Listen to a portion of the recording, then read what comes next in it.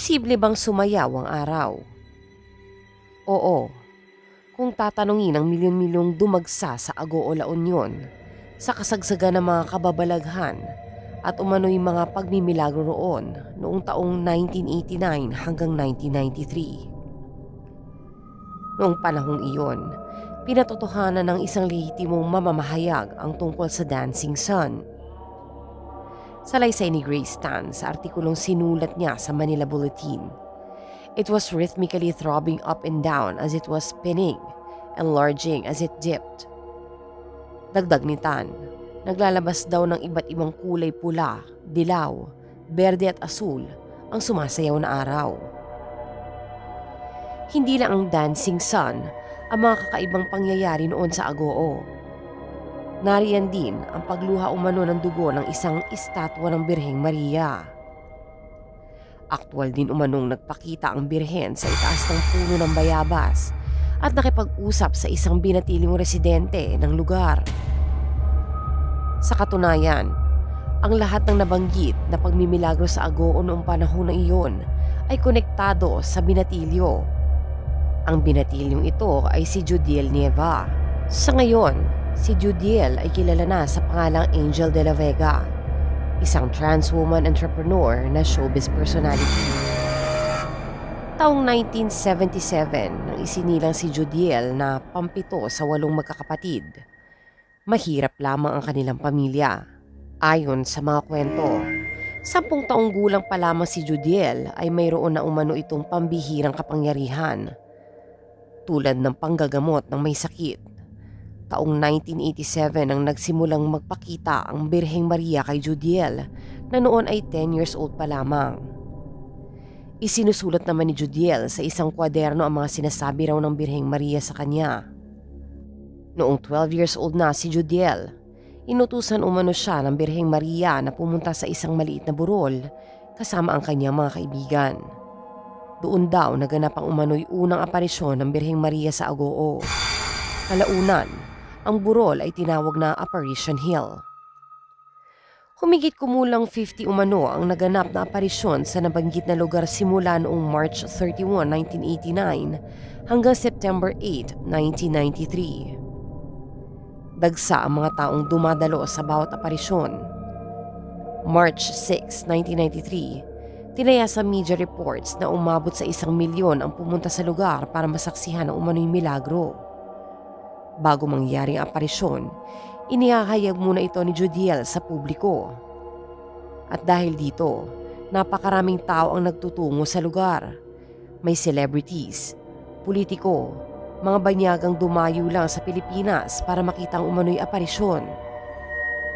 May pattern din ang bawat aparisyon na tumatagal ng 15 minutes. Una, makikitang sumasayaw ang araw habang naglalabas ng makukulay na globo. Ayon kay Judiel, ang mga globong iyon daw ay ang mga anghel na sina Michael, Gabriel, Uriel, Rafael, Setiel, Barakiel at maging ang kapangalan niya si Angel Judiel. Matapos nito ay ilang segundong lilitaw daw si Mama Mary sa itaas ng isang puno ng bayabas. Pagkatapos ay kakausapin ni Mama Mary si Judiel na isusulat naman sa kanyang kwaderno ang kanya umanong narinig. Sa huli, babasahin ng binatilyo ang mga isinulat niya para sa mga dumagsa sa Apparition Hill. Ayon kay Judiel, ang mensahe umano ni Mama Mary ay ang pagdalo sa misa araw-araw, laging pagsusuot ng brown scapular, pagdarasal ng rosaryo at regular na pangungumpisal. May mga pagkakataong ding nagpapamala si Judiel ng karagdagang kababalaghan. Noong December 13, 1992, marami ang nakasaksi nang lumuha umano ng dugo ang estatwa ng Birheng Maria matapos itong dalhin sa isang kapilya. Personal daw na nasaksihan ng isang pari at ilang madre.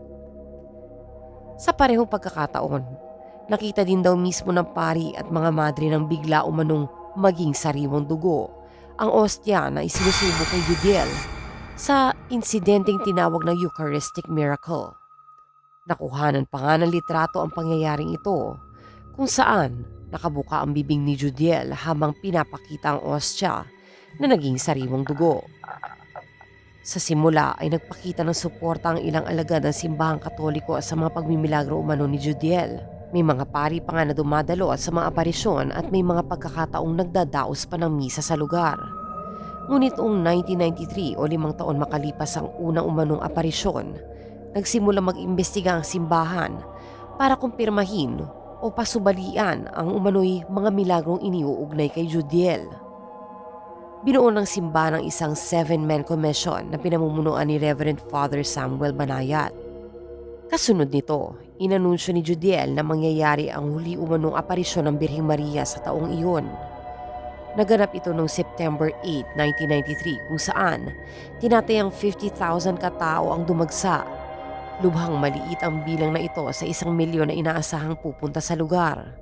Gayunman, marami sa mga dumagsa sa umano'y huling aparisyon ang nadismaya.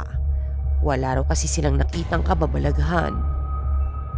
Tuluyan ang pinagdudahan ng publiko ang katotohanan sa mga pagmimilagro ni Judiel nang ilabas ng simbahang Katoliko noong September 1995 ang resulta ng isinasagawa nitong investigasyon. Ayon sa ulat ng grupo ni Banayat, far from being supernatural o hindi totoong himala mula sa langit ang mga kababalaghang iniuugnay kay Judiel. Batay sa report ng simbahan, ang mga mensahe ng Birheng Maria na isinusulat ni Judiel sa kwaderno ay posibleng kinopya lamang sa mga naunang aparisyon na nangyari sa ibang bansa at kinikilala ng Vatican. Bukod dito, ang mga sinulat daw ni Angel ay grammatically incorrect, inconsistent and too lengthy. Diretsahang din pinabulaanan ng simbahan ng mga kababalaghan sa Agoo. Ang rebulto ng Birheng Maria na lumuluha daw ng dugo, nakitaan umano ng tubong may butas sa loob nito. Ang mistulang pagsasayaw ng araw ay resulta lamang daw ng matagal na pagtitig sa araw. Hindi rin sang-ayon ng simbahan sa malaking pagbabago sa buhay ni Judiel. Naging marangyado kasi ang pamumuhay ni Judiel at ng pamilya nito kasunod ng pagdami ng nakakalap nilang donasyon mula sa mga naniniwala sa binatilyo. Hindi rin nagustuhan ng simbahan ang naging gender preference ni Judiel na labag daw sa Catholic teachings. Pero ayon mismo kay Judiel, ang pagiging trans woman raw ang gusto ng Birheng Maria para sa kanya. Kasunod ng pagsasapubliko ng simbahan sa resulta ng investigasyon nito na hindi pumabor kay Judiel, tuluyan ng nanahimik siya. Subalit makalipas ang ilang taon, muling lumantad sa publiko si Judiel bilang ang trans woman actress na si Angel de la Vega. Totoo nga kayang nagpakita o nakausap ni Judiel o Angel ang Birheng Maria noong kanyang kabataan? Bagamat kinontra ng simbahang Katoliko ang tinaguri ang mga aparisyon sa Agoo, paano naman ang maraming nananampalataya na personal na nakasaksi sa mga tinuturing na himala?